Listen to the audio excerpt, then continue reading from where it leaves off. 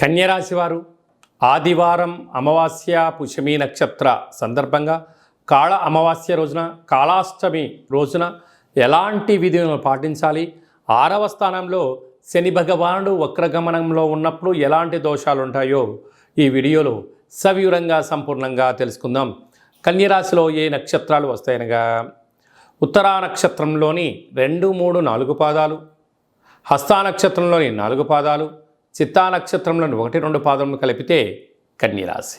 చాలామందికి పుట్టినటువంటి కాల సమయంలో డేటా బర్త్లో లేనటువంటి కారణం వలన పేరు యొక్క మొదటి అక్షరాన్ని అనుసరిస్తూ రాశిని తెలుసుకునే ప్రయత్నం చేద్దాం.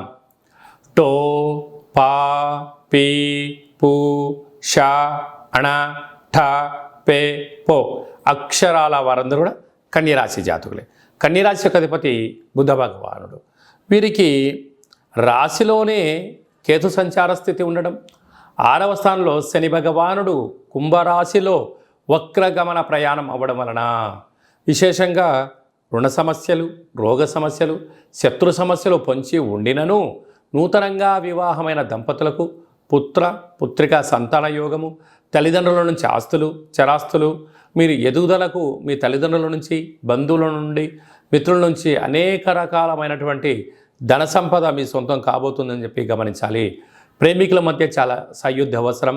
అన్నదమ్ములతో, అక్కా చెల్లెలతో వీలైనంత వరకు సత్ప్రవర్తన కలిగి ఉండడం యోగదాయకం అని చెప్పి గమనించగలగాలి. అలాగనే భాగ్యస్థానంలో కుజగురు సంచార స్థితి ఉండడం వలన వీలైనంత వరకు భార్యతో కానీ భర్తతో కానీ పార్ట్నర్షిప్ వ్యవహార కార్యక్రమాలు చేసేవారందరితో కూడా ఎంతో సమన్వయం అవసరం. ఎదుటి వ్యక్తులు ఏదైనా చెప్తూ ఉంటే వినే ప్రయత్నం చేయండి, తెలుసుకునే ప్రయత్నం చేయండి. తొందరపాటు నిర్ణయాలకు ఇది సరైన సమయం కాదు అని చెప్పి మీరు గమనించగలగాలి. కనుక పార్ట్నర్షిప్తో కానీ బంధువులతో కానీ సమాజంలో కానీ సమావేశాల ఎందుకు కూడా దూకుడుతనము మంచిది కాదు. తొందరపాటు నిర్ణయం సమయం. భగవంతుడు మీకు ఏది ఇవ్వాలో అది ఇవ్వడం జరుగుతుంది.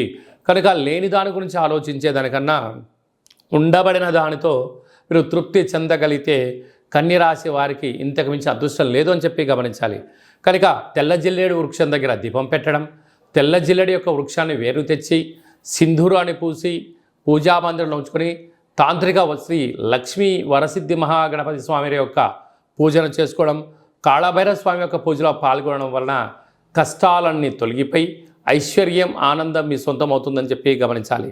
స్వయం వృత్తులు, సేవారంగాలు, వ్యాపారాలు, హోటల్ వ్యాపారాలు, కర్రీ బిజినెస్లు, అలాగనే రియల్ ఎస్టేట్ రంగాలు, గృహ భవన నిర్మాణ కార్యక్రమాలు చేసేటువంటి వారు, అనేకమైన మార్కెటింగ్ రంగంలో ఉండబడే వారందరికీ చాలా మంచి కాలము అని చెప్పి గమనించాలి.